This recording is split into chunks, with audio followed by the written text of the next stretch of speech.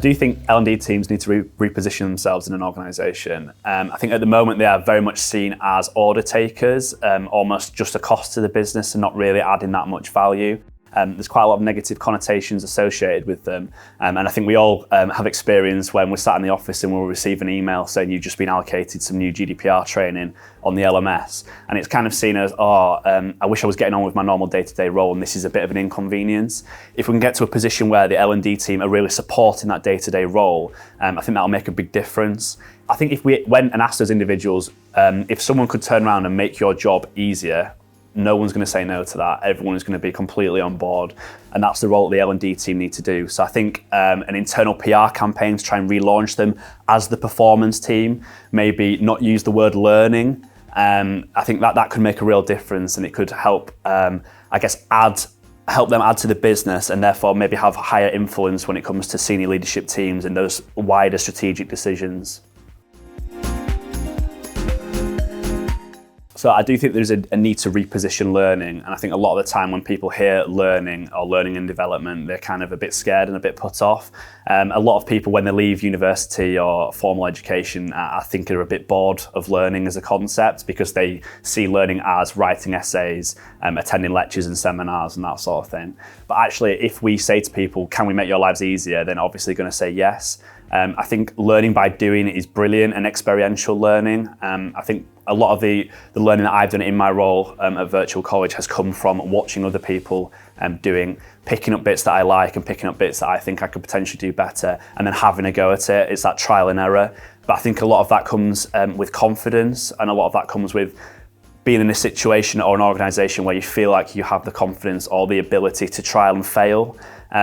You learn a lot when you fail, but you need to be in a situation where you think that you are able to fail. So I think that's something that the L&D team potentially can think about with the senior leadership team as well.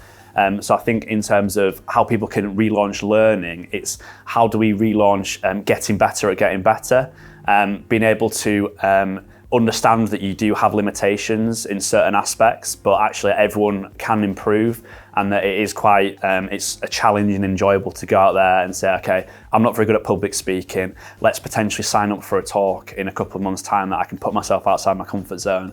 After that talk, if I don't like it, that's absolutely fine, but at least I've given myself, I put myself in that situation where I can learn.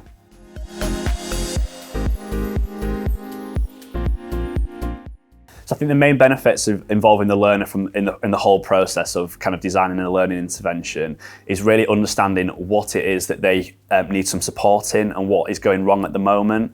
A lot of the time managers don't fully understand that. They might have an idea of what they think the issues are or the main challenges of their direct reports or their members of staff or their team.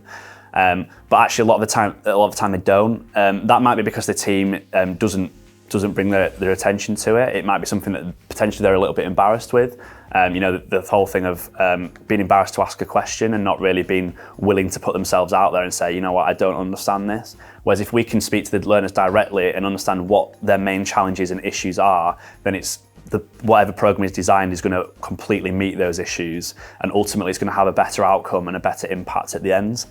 I think the other positive is that the learners feel like they're involved in the program, which is really important, because sometimes when, as an individual, if you don't understand that something's been designed with you in mind and all of a sudden it gets pushed in front of you, you might get a bit defensive and think, actually, that's not how I think, or that's not the issues that we're having. Clearly, no one's wanted to speak to any of us. Whereas if you're really involved and kind of engaged with the process from the start, I think you're more likely to be a lot more engaged with the content and ultimately probably have those behaviours at the end of the programme that people will want you to have.